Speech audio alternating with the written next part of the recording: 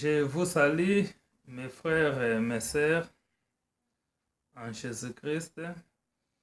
Que la paix et l'amour de notre Dieu Tout-Puissant nous accompagnent dans notre programme d'aujourd'hui. Nous sommes la RDC École de dimanche. Comme vous le savez, compte tenu des problèmes techniques, nous avons promis que nous allons faire nos efforts avec la grâce de Dieu pour que chaque mois nous puissions vous envoyer une de nos vidéos.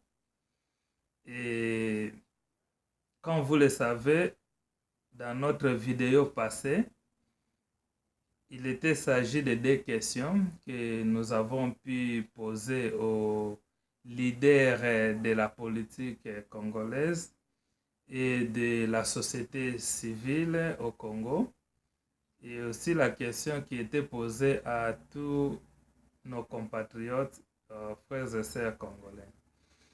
Alors, la première question aux gens qui dirigent le Congo d'aujourd'hui, qui sont regroupés dans la famille politique que nous appelons la majorité présidentielle. Il était question de recevoir les réponses ou de les voir passer dans les médias pour répondre aux Congolais et dire aux Congolais pourquoi ils étaient en train de faire de la politique au Congo.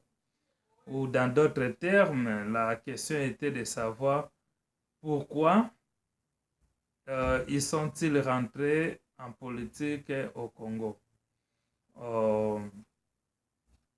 Pour cette question, nous avons pu recevoir quelques réponses de certains, mais vous vous souvenez qu'il y avait des noms précis qui étaient cités dans cette vidéo afin que les gens là puissent répondre.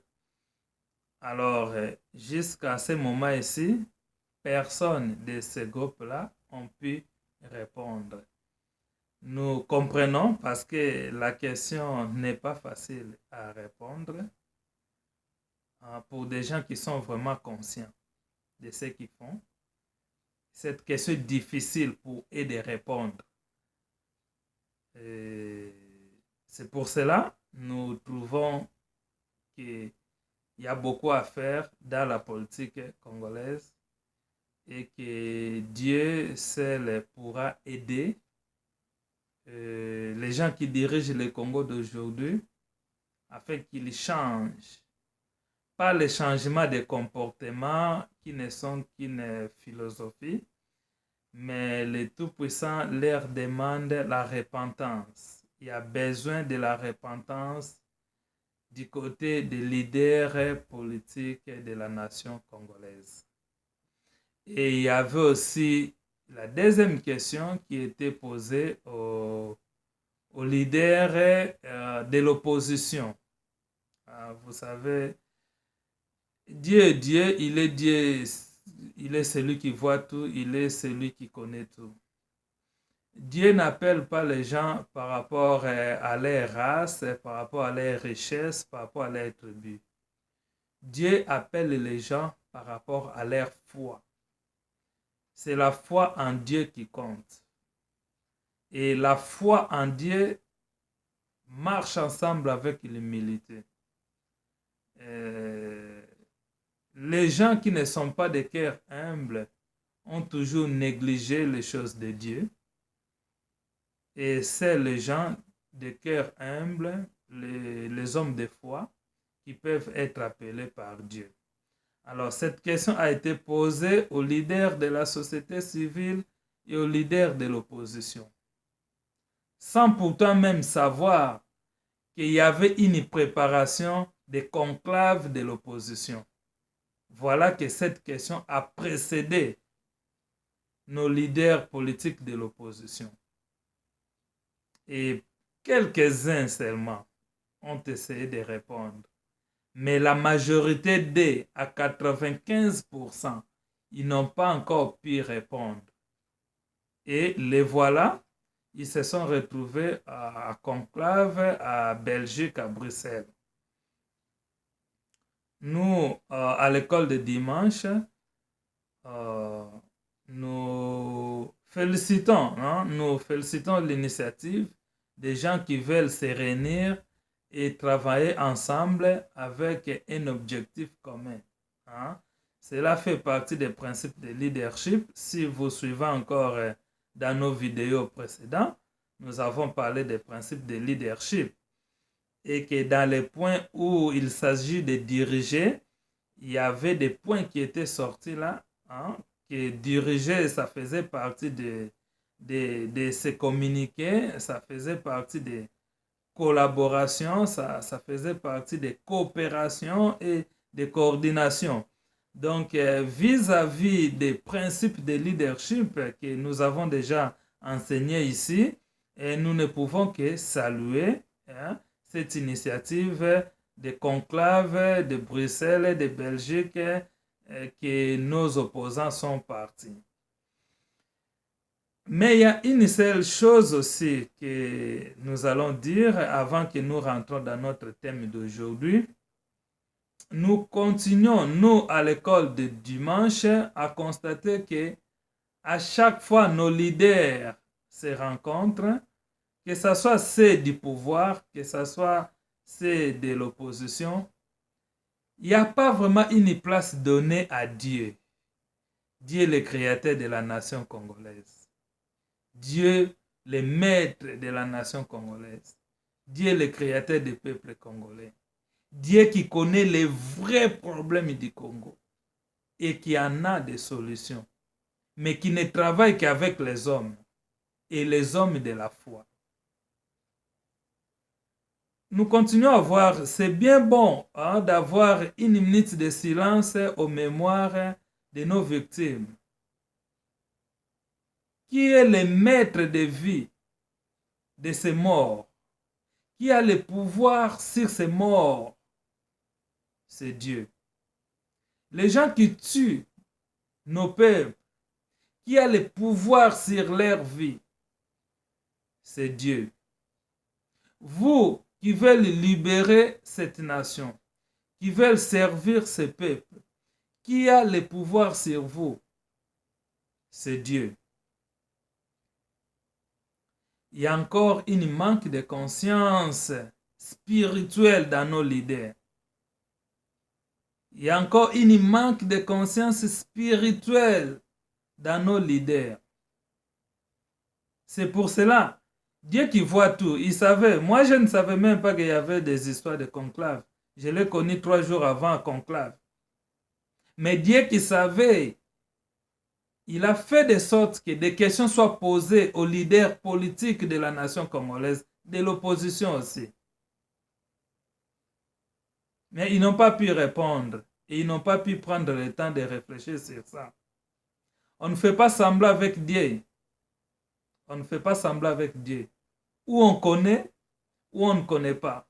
Ou on a la foi en lui, on lui associe dans notre combat, ou on ne connaît pas, on les met à côté, on va faire nos combats nous-mêmes avec des gens qui ont juste changé de nom, qui ont juste changé de position, mais dont leur cœur n'est pas encore changé. La repentance n'est pas seulement le changement de comportement ou de groupe, la repentance c'est le changement du cœur. Dieu veut que nous, peuple congolais, nous puissions reconnaître sa place dans notre nation. Parce qu'il est le créateur de cette nation. Nous ne pouvons pas faire semblant. Nous, à l'école de dimanche, nous proposons, nous disons seulement que nos leaders politiques doivent prendre conscience spirituelle de ce qui est le Congo. Le Congo, c'est une nation de prophètes. Le Congo, c'est une nation mystérieuse. C'est pour cela que cette question vous a été posée. Le Congo, c'est une nation qu'on ne peut pas dire que, écoutez, on ne peut pas mélanger la politique et les affaires de Dieu. S'il vous plaît. S'il vous plaît. Si les autres nations peuvent le dire, nous, à l'école de dimanche, nous vous disons que le Congo n'a pas besoin de dire que nous allons faire notre propre politique sans Dieu. Car le Congo, c'est une nation de prophètes. Dieu avait mis quelque chose dans nos ancêtres. Dieu avait mis quelque chose à Papa Simo Kimbangu. Et avec cette chose que Dieu avait mis à Papa Simo Kimbangu, il était capable de faire la politique et de faire la spiritualité de Dieu. Donc, vous qui êtes venus après lui, vous qui prétendrez diriger le Congo de demain différemment de ce que les Kabila sont en train de faire avec leurs gens, de ce que Mobutu a fait avec ses gens, si vous voulez vraiment diriger le Congo d'une manière différente, que le Congo soit vraiment le Congo, que le monde a toujours attendu, parce que le Congo fait trembler le monde. Si vous ne connaissez pas, Dieu vous fera grâce, il y aura le temps que vous allez connaître cela. Le Congo, c'est une nation de Dieu. On vous a posé cette question, on voulait que vous puissiez répondre à ça.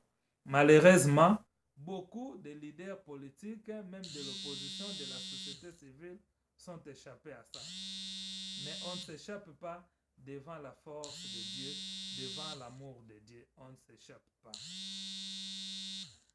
Alors, pour ne pas perdre beaucoup de temps, nous allons rentrer dans notre sujet d'aujourd'hui. Notre sujet d'aujourd'hui, le thème est intitulé « Le style du leadership de Jésus-Christ et les 22 qualités indispensables des leaders chevronnés dont la RDC aura besoin dans les temps à venir. » Donc le sujet c'est le style du leadership de Jésus-Christ et les 22 qualités indispensables des leaders chevronnés dont la RDC aura besoin dans les temps à venir. Pourquoi ce sujet? Parce que, eh bien, Jésus-Christ fut un des leaders incontestables. Ça, c'est encore un autre sujet. Je sais qu'au Congo, la spiritualité est très forte et qu'il y a aussi des confusions, beaucoup de confusions. Et ces confusions ne sont dues à ce qu'on appelle l'apostasie. Et ce n'est pas aujourd'hui que nous allons parler de cela.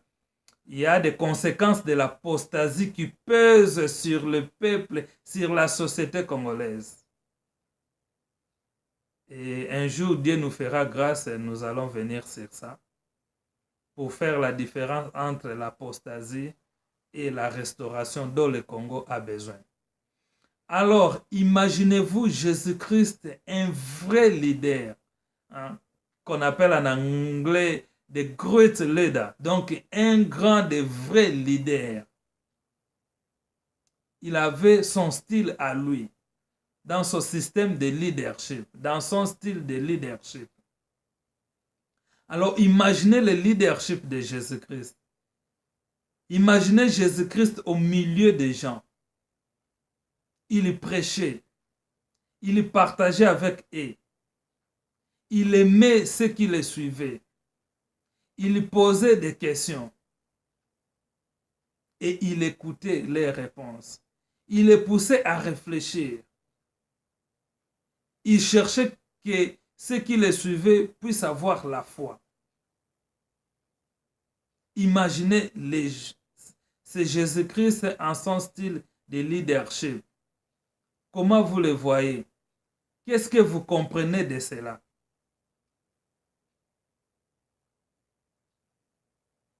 Je sais que les gens vont se dire, mais écoutez, on n'a pas besoin du leadership de Jésus-Christ. Comme beaucoup le disent, que Jésus-Christ n'était pas un politicien. Aujourd'hui, nous allons arriver à ce point-là. Et vous aurez des réponses aux mascarades que les maîtres des mensonges amènent dans le monde des politiciens pour que les politiciens trouvent des raisons à faire ce qu'ils veulent faire, de tout le mal qu'ils font à la nation congolaise et au peuple congolais. Et ils se disent qu'ils ne peuvent que le faire.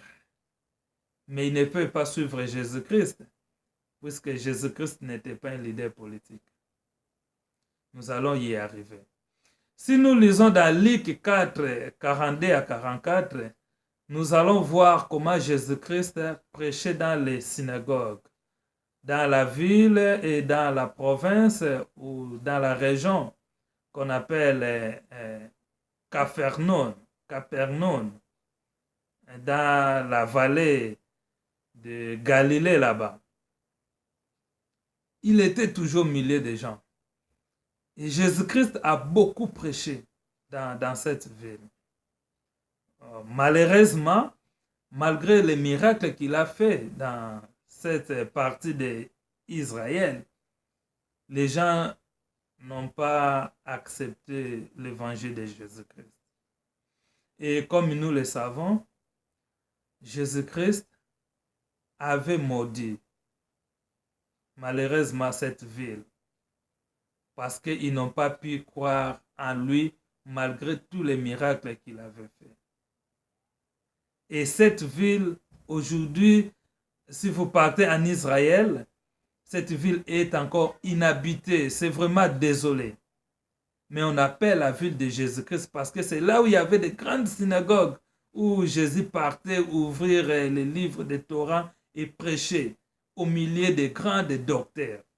Et il a fait beaucoup de miracles dans cette ville. Et les gens n'ont pas crié à lui jusqu'à ce qu'il a fait des déclarations qui ont amené des malédictions sur cette ville.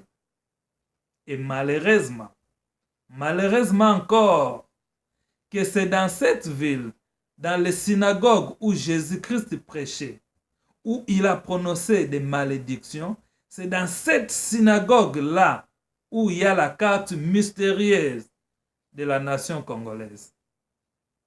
Pour ceux qui ont déjà visité cette ville, ils le savent, que dans les synagogues, là où Jésus prêchait, il y a la carte incarnée dans les pierres qui représente la carte géographique du Congo. C'est pour cela que la question vous a été posée. Avant que vous partez dans vos conclaves. Et malheureusement, dans les travaux de conclave, on a vu encore qu'il y avait d'autres politiciens qui font partie aussi de l'opposition. Et beaucoup d'eux qui sont dans la diaspora, ils n'ont pas été invités. Pourquoi? Point d'interrogation. Il y a les autres qui étaient invités, qui ne sont pas venus. Pourquoi? Point d'interrogation. Mais ce que nous disons, comme c'est l'initiative d'unir les gens, nous apprécions cela et nous encourageons cela. Seulement qu'il n'y a pas eu la place de Dieu dans ces travaux-là. Il n'y a pas eu la place de Dieu dans ces travaux-là. Ne soyez pas inconscients. Vous voulez faire le combat de libérer le Congo? Travaillez, ayez Dieu en votre côté. Car celui qui est de l'autre côté, que vous cherchez à chasser, il a l'autre soubassement qui est contraire à vous, où vous avez tous les mêmes soubassements. Ayez Dieu de votre côté. C'est pour cela, nous, à l'école de dimanche, nous allons dire qu'on a eu les premiers 6 mois de l'année 2016 qui a prêché ceux qui sont dans le pouvoir, ceux qui dirigent le Congo aujourd'hui. Mais dans l'autre 6 mois qui restent pour terminer la 2016, nous, à l'école du dimanche, nous allons maintenant prêcher l'opposition. Tous les leaders de l'opposition, maintenant nous allons vous prêcher, nous allons partager la parole de Dieu avec vous. Si votre nom est cité, c'est cité. Alors, voyons un peu quelques qualités du style de leadership de Jésus-Christ encore. Il aimait ses disciples et des foules de gens qui le suivent. Il priait pour eux, il les servait, il trouvait d'opportunités d'être avec eux et démontrer son amour envers eux, et il connaissait leurs besoins et leurs problèmes, et il leur donnait de l'espoir. Ceci fait partie du leadership. Un leader, c'est quelqu'un qui donne de l'espoir et qui connaît les soucis de son peuple et qui met son peuple devant.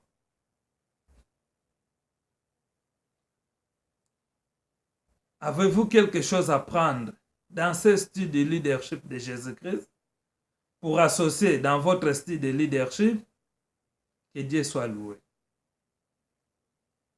Jésus-Christ, dans son style de leadership, il connaissait les potentialités que ceux qui le suivaient avaient. Connaissez-vous les potentialités du peuple congolais? C'est de la diaspora, c'est de l'extérieur, de l'intérieur du Congo. Comment vous faites pour travailler avec eux? Jésus-Christ, quand il avait des défis, il n'avait jamais cédé ou abandonné. N'abandonnez pas, ne cédez pas, soyez ferme, sachez ce que vous êtes en train de faire. Il s'est préparé lui-même, avant ou après avoir été avec les gens, il s'est préparé lui-même. Il s'est préparé par des prières, il faisait des lectures. Ce que nous disons, nous n'avons pas vu dans ce forum de nos leaders de l'opposition. On a entendu qu'il y avait un pasteur ou des pasteurs. Mais est-ce qu'avant ou après, ces gens ici se sont confiés à Dieu? Est-ce que nos leaders ont pris le temps de prendre les résolutions des travaux de conclave pour confier ça à Dieu d'abord, avant d'aller les confier peut-être au ministre belge des Affaires étrangères? Et on a aussi vu, le gouvernement du Congo aussi a aussi envoyé son ministre des Affaires étrangères. Et pendant les travaux, on a aussi vu le ministre des Affaires étrangères qui était là dans les environs, le ministre du Rwanda. Et nous allons nous souvenir qu'un jour, le président rwandais, dans cette déclaration, il a dit que ce n'était pas seulement ceux qui sont au pouvoir qui dépendaient de lui, mais même ceux qui sont dans l'opposition dépendent de lui.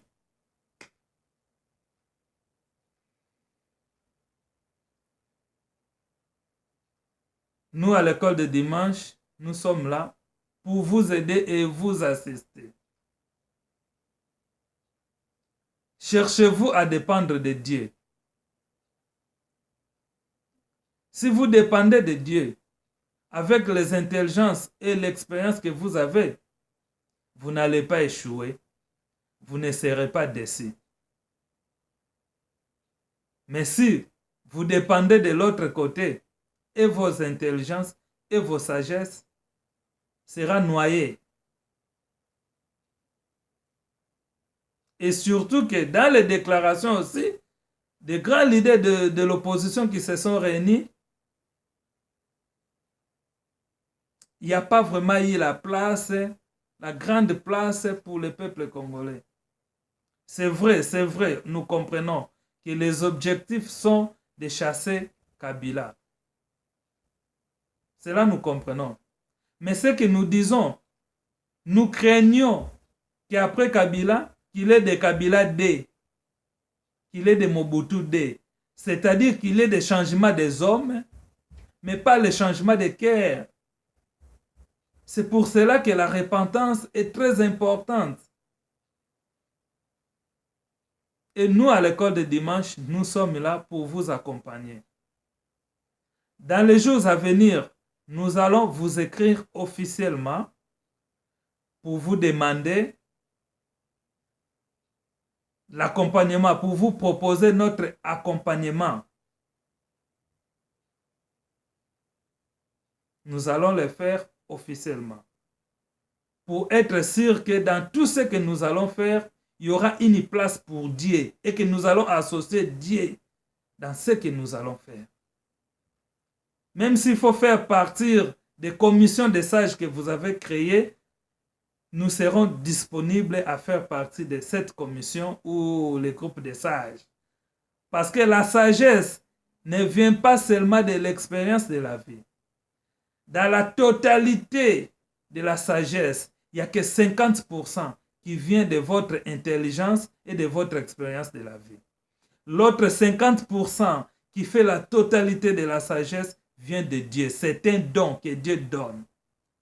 Et quand Dieu donne les dons, il ne voit pas l'âge, il ne voit pas race, il ne voit pas les tribus, il ne voit pas les langues.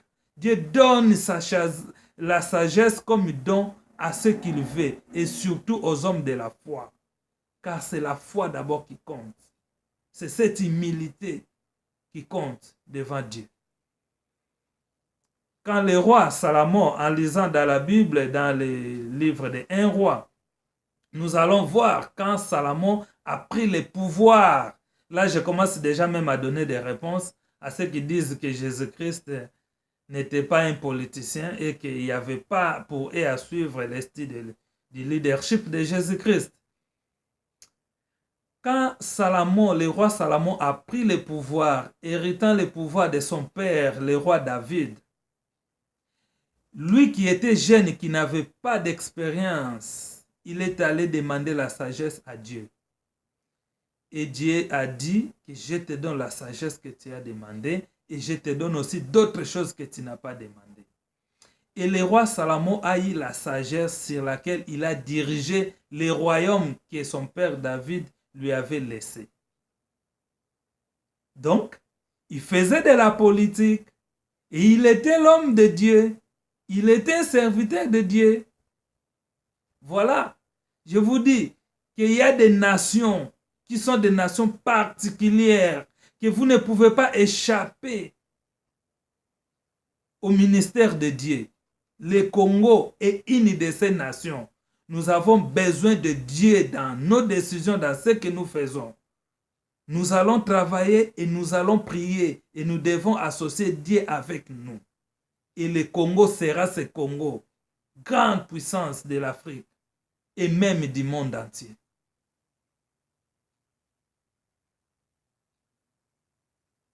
Alors, Jésus-Christ a utilisé des références comme nous les utilisons. C'est mieux pour un leader d'avoir la parole de Dieu dans son cœur. Il a aussi posé des questions. C'est aussi bien à nos leaders de poser aussi des questions. Ne nous négligez pas. Posez aussi des questions. Considérez-nous aussi. Pas pour le partage du pouvoir, mais pour ce que nous partageons avec vous. Pour le bien que nous voulons pour la nation congolaise et de votre vie et de votre leadership.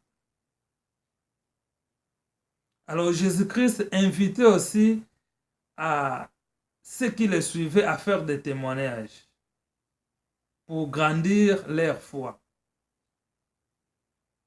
Et Jésus-Christ dit que ceux qui auront honte de me témoigner devant les gens, moi aussi, j'aurai honte de les témoigner devant mon Père et mes anges. Nous ne devons pas avoir honte de témoigner Jésus-Christ, quelle que soit la situation, quels que soient les problèmes. Nous devons témoigner notre foi en Dieu.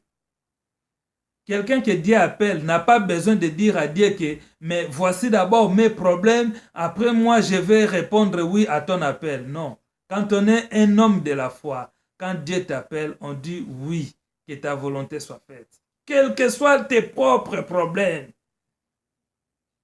C'est pour cela que nos leaders doivent confier notre nation à Dieu et associer leurs intelligences et leur expérience et leur planification avec la sagesse de Dieu. Et la RDC Congo, école du dimanche, est prête à vous accompagner à cela. Pour recevoir quelque chose de la part de Dieu, comme il avait donné à notre père Simon Kimbangu. Il avait mis quelque chose en lui. Et notre papa Simon Kimbangu a travaillé. Il a influencé la politique du Congo. Il a aussi influencé la spiritualité du Congo. Cette chose, on l'appelle l'autorité et le pouvoir de Dieu. Que quelquefois on appelle la sacerdoce de Dieu. Ou quelquefois on appelle ça la prêtrise de Dieu. Alors, si nous allons lire dans la parole de Dieu pour commencer à trouver des réponses à des questions. Parce que je comprends, nous comprenons les émotions. Quelquefois, nous, Congolais, nous disons maintenant qu'on a déjà beaucoup prié et qu'on n'a plus besoin de continuer à prier. Non, le problème, ce n'est pas qu'on a déjà beaucoup prié. Le problème, ce n'est pas que nous avons beaucoup d'églises au Congo. Le problème, ce n'est pas que nous avons déjà beaucoup de connaissances sur la chose de Dieu. Le problème, ce n'est pas ça. Le problème, c'est qui sont ceux qui dirigent le Congo? Qui sont ceux qui dirigent le Congo? Ils sont-ils ceux qui sont appelés à diriger le Congo? Ils sont-ils ceux qui sont élus à diriger le Congo? Ce sont là les grandes questions. Quels sont les sous-bassements de leur pouvoir? Ils sont-ils ceux qui croient en Dieu, le créateur du Congo en question? Ce sont là des grandes questions. Donc, disons que vous avez raison de dire que on n'a plus besoin de choses, de prières, on n'a plus besoin de la parole de Dieu, on a déjà beaucoup prié. Maintenant, il faut faire quoi? Il faut libérer le Congo. Nous allons libérer le Congo avec qui? Avec Dieu. Nous devons travailler avec Dieu pour libérer le Congo. C'est lui, Dieu, qui connaît de quelle sorte de libération que le Congo a besoin. Ce n'est pas le changement des gens. Hein. Beaucoup de gens qui sont même là, ce sont les mêmes gens qui étaient hier là, qui ont tous volé. Est-ce que directement, automatiquement, ils sont devenus des gens qui vont faire du Congo ce que le Congo doit être? Seul Dieu connaît. Et que si Dieu met son alliance dans le cœur des gens là, met sa prêtrise dans le cœur des gens là, met sa sacerdoce, son pouvoir et son autorité dans le cœur des gens là, et quand nous allons tous travailler ensemble, le Congo sera le Congo que le Congo devait être, la puissance de l'Afrique et dans les rangs de puissance du monde. Alors nous avons besoin de Dieu. Alors, à la question qui décourage les leaders politiques de donner leur vie en Jésus-Christ, de travailler à la manière de Jésus-Christ, c'est cette question de dire que Jésus-Christ n'était pas un leader politique, que les choses politiques devaient être séparées des choses de Dieu. Ça, c'est l'apostasie, c'est l'évangile des mensonges pour mettre la confusion et détruire le peuple de Dieu, car les peuples périssent par manque de connaissances. Parce que ceux qui disent comme ça, ils ont tort quelque part. Et leur tort est qu'ils n'ont pas compris le ministère de Jésus-Christ. Jésus-Christ étant la parole de Dieu, lui-même le pouvoir et l'autorité de Dieu, il n'avait pas besoin de faire la politique. Parce que, cela n'était pas dans sa mission. Mais aussi de deux. Parce que lui-même, le Christ, il est le pouvoir et l'autorité de Dieu. Et que c'est ce pouvoir et autorité de Dieu qui étaient dans tous les prophètes et serviteurs de Dieu qui ont servi en politique. Ceux qui étaient des rois, ce sont ceux que nous appelons aujourd'hui des présidents. Ils ont fait de la politique, ils ont dirigé des nations politiquement, administrativement, juridiquement. Ils avaient en eux l'autorité et le pouvoir de Dieu, qu'on appelle la prêtrise de Dieu ou la sacerdoce de Dieu.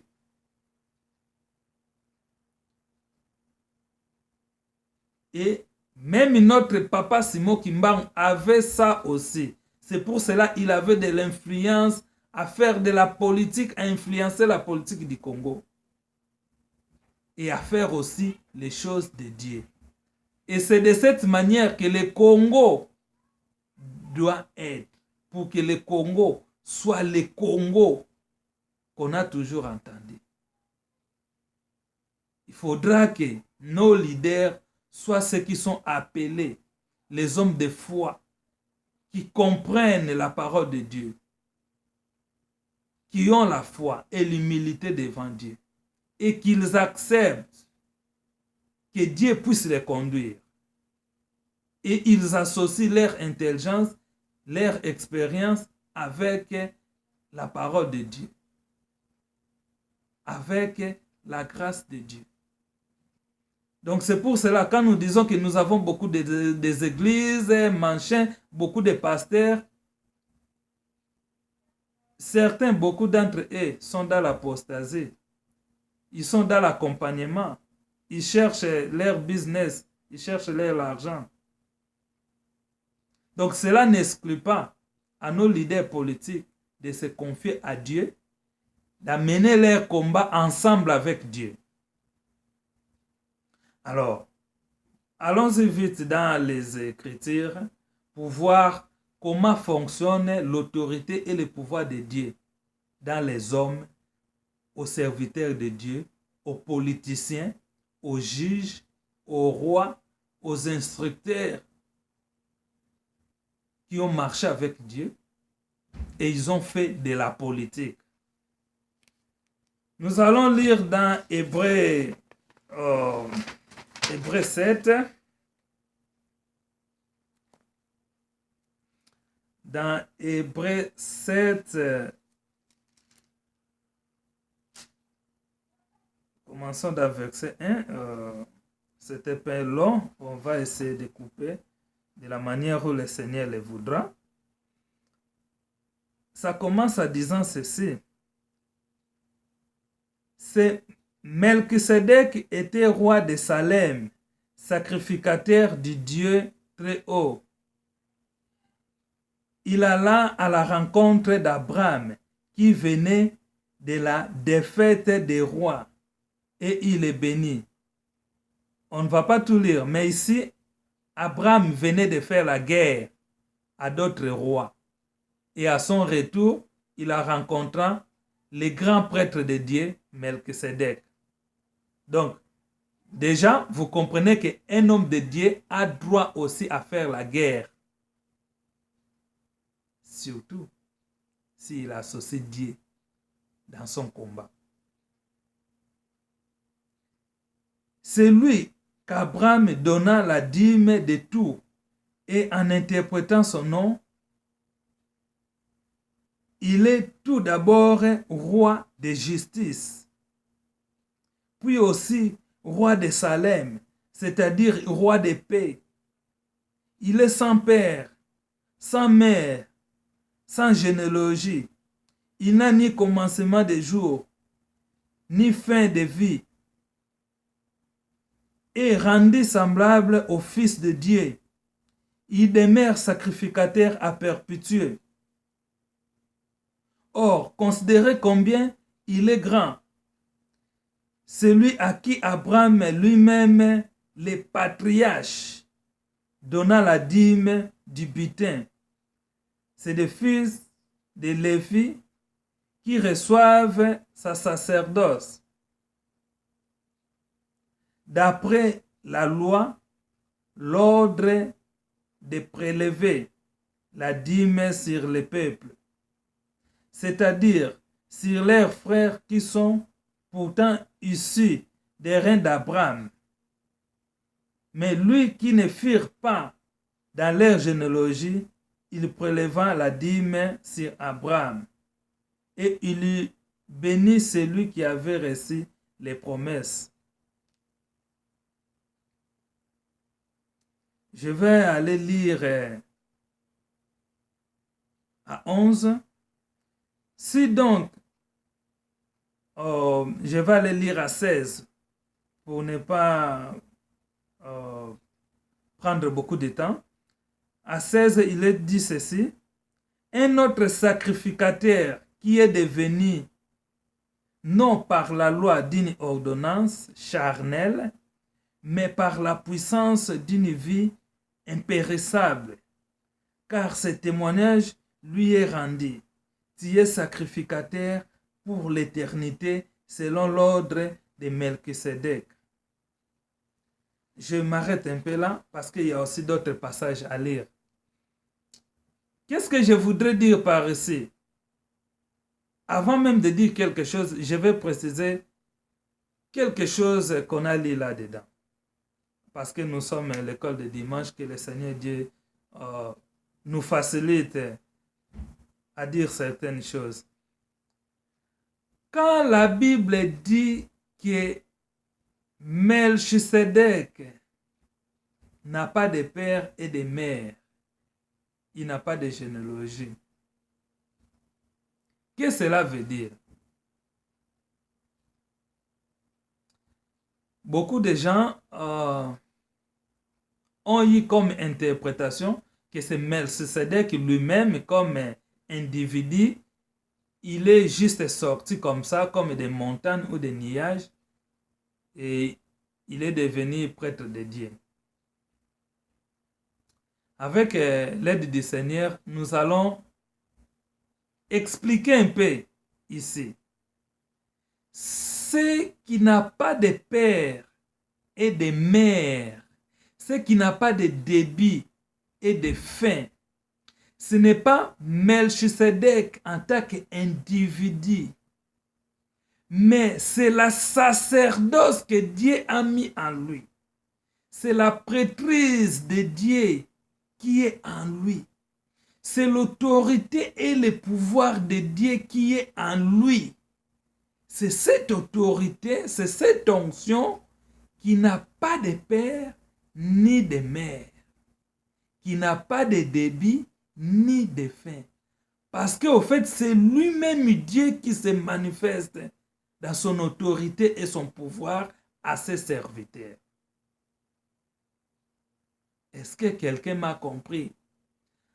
Parce que dans l'apostasie, on va interpréter ça comme que c'est l'homme individu qui n'a pas de père ni de mère. Melchisédek a eu son père qui était roi et à qui il a hérité lui aussi le royaume de Salem. Seulement que on n'enregistrait pas les gens qui n'avaient pas la prêtrise de Dieu. On ne les enregistrait pas dans le système de l'Église. Donc c'est pour cela leur nom ne se figurait pas. Vous allez même voir quand on comptait les gens à l'époque là, on comptait seulement les hommes, ni les femmes et les enfants. Cela ne veut pas dire qu'il n'y avait pas de femmes et des enfants au milieu des gens là. Il y en avait. C'est ça. Il y a d'autres choses. Il faut seulement avoir des explications avec l'aide de l'Esprit Saint. C'est pour cela que Jésus-Christ avait dit, je vous enverrai l'Esprit Saint qui va vous relever des choses cachées.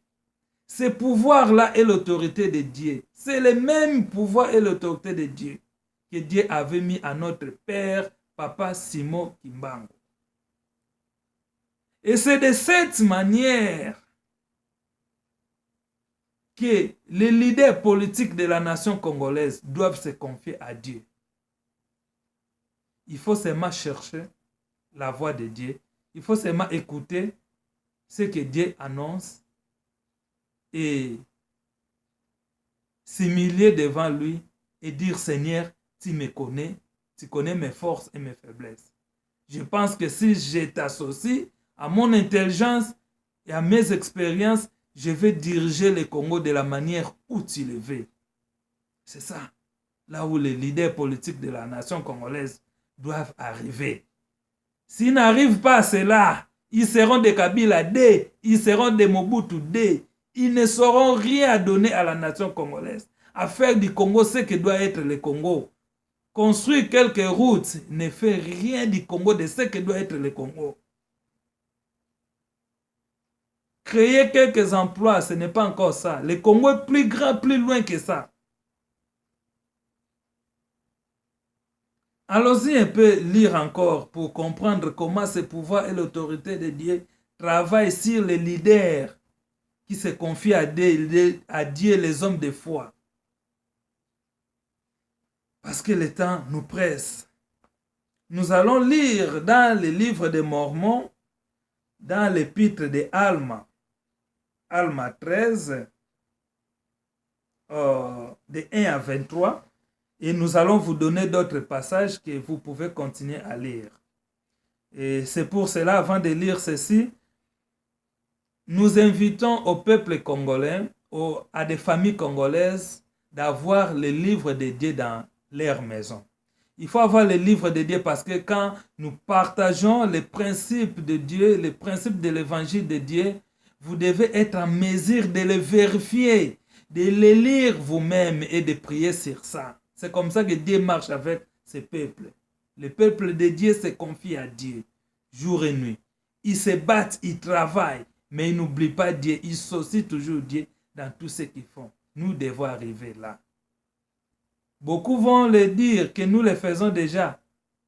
Nous le faisons dans l'apostasie. Nous devons le faire dans la restauration. Nous le faisons dans l'apostasie. Ce sont les mêmes gens qui sont pasteurs la journée. Quelquefois la nuit, ils partent chercher l'argent du pouvoir, l'argent du sang. Ça, c'est l'apostasie.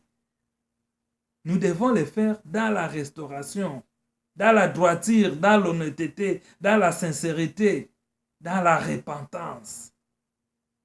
C'est ça.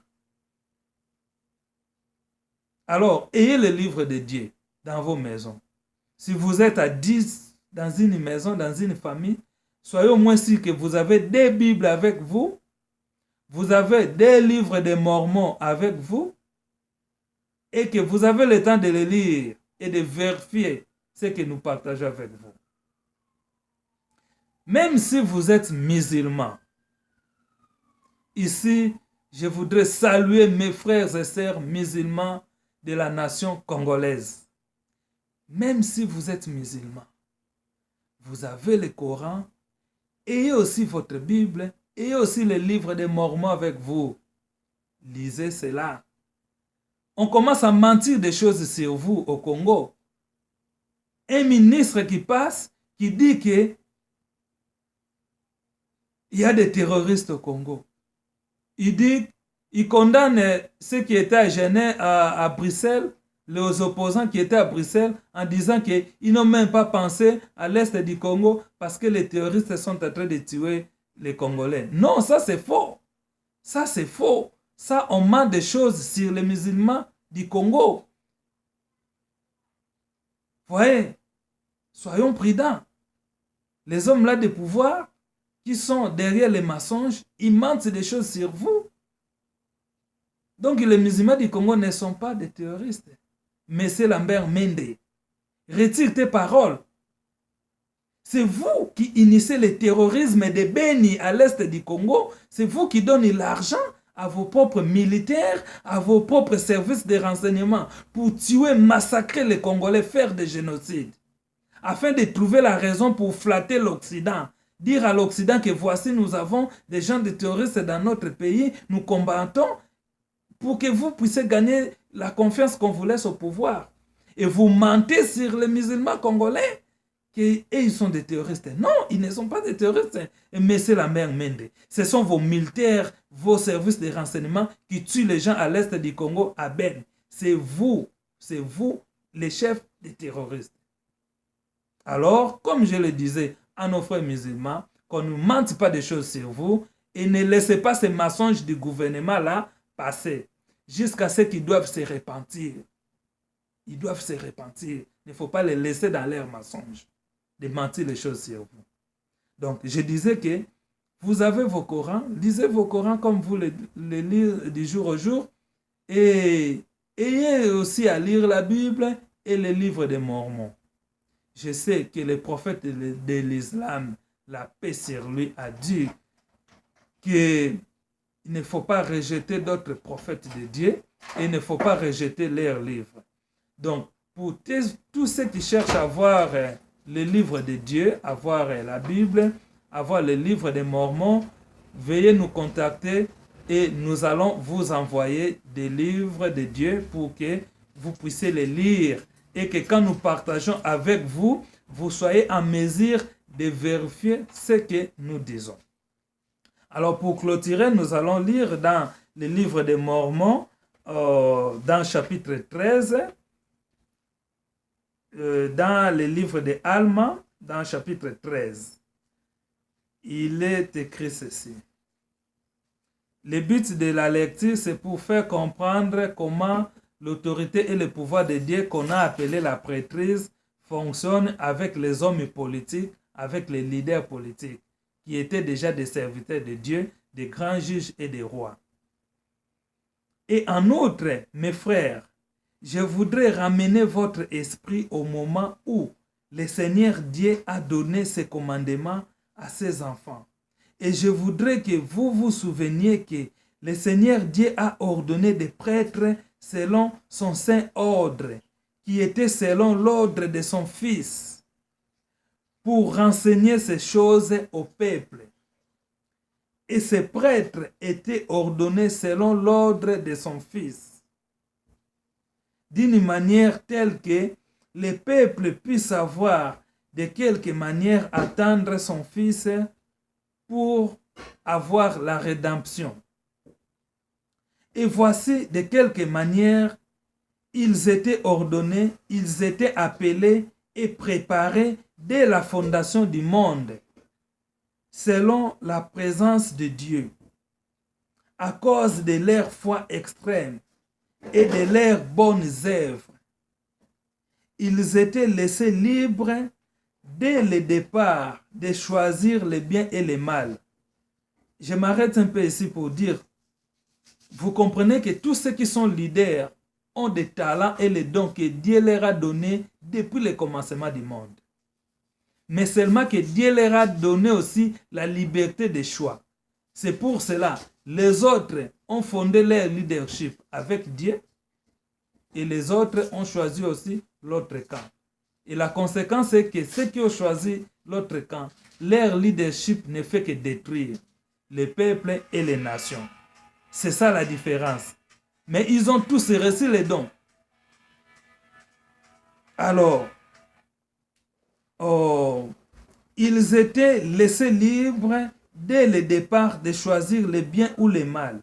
Et ayant alors choisi le bien et exerçant une foi extrême, je le disais, que Dieu donne ses dons aux hommes de foi. C'est selon votre foi. Et ici, on interpelle les leaders politiques congolais à témoigner leur foi devant Dieu. Foi extrême, grande, ils sont appelés d'un saint appel. Oui, de ce saint appel qui fut préparé avec et selon une rédemption préparatoire pour de telles personnes. Et ainsi, ils ont été appelés à ce saint appel à cause de leur foi. Tandis que d'autres rejetaient l'Esprit de Dieu à cause de l'endurcissement de leur cœur et de l'aveuglement de leur esprit. Alors que sans cela, ils auraient pu avoir une bénédiction aussi grande que leurs frères. En bref, au départ, ils étaient frères. Ainsi, ce saint appel fut préparé dès la fondation du monde. Pour ceux qui ne s'endurcissent pas les cœurs.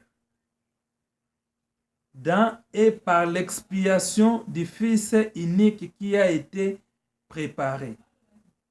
Et ils sont appelés par saint appel et ordonnés à la haute prêtrise du saint ordre de Dieu, pour enseigner ces commandements aux enfants des hommes, afin que aussi entrer dans son repos.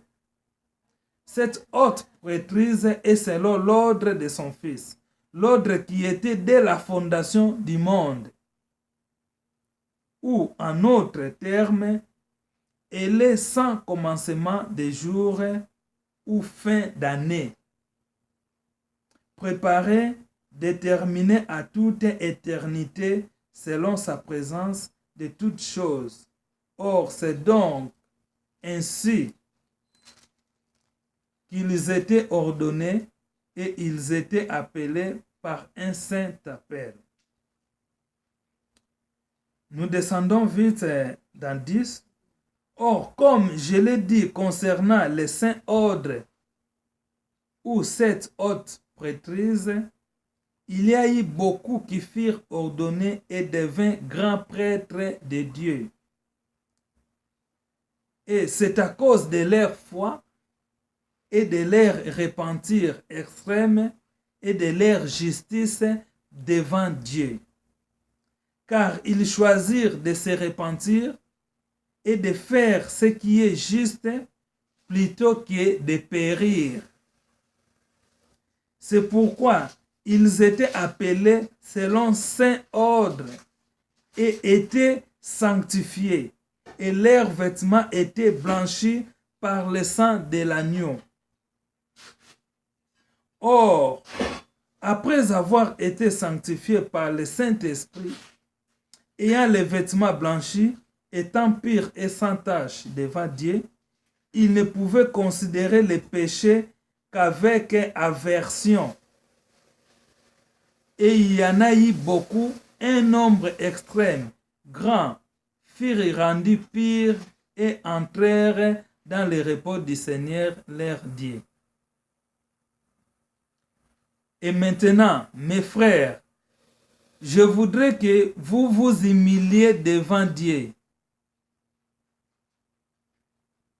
et produisiez du fruit digne d'y repentir, afin que vous entriez aussi dans ce repos. Oui, humiliez-vous, comme le peuple du temps de Melchisédek, qui était aussi grand prêtre selon ce même ordre dont j'ai parlé, qui prit aussi sur lui la haute prêtrise à jamais. Et ce fut même Melchisédek à qui Abraham payant la dîme, oui, notre père Abraham payant comme dîme le 10e de tout ce qu'il possédait. Et à ces ordonnances furent données de cette manière pour que les peuples puissent ainsi attendre le Fils de Dieu. Car c'était une figure de son ordre, ou c'était son ordre. Et cela afin qu'il attendit pour le pardon de ses péchés, afin d'entrer dans le repos du Seigneur. Or, ce Melchisédek était roi du pays de Salem, et son peuple était devenu fort dans l'iniquité et l'abomination. Oui, ils étaient tous égarés. Ils étaient remplis de toutes sortes de méchanceté. Mais Melchisédek, ayant exercé une grande foi et reçut l'office de la haute prêtrise, selon le saint ordre de Dieu, prêchant le repentir à son peuple. Et voici, il s'est repenti. Et Melchisédek, de son vivant, fit régner la paix dans le pays. C'est pourquoi il fut appelé le prince de la paix. car il était roi de Salem.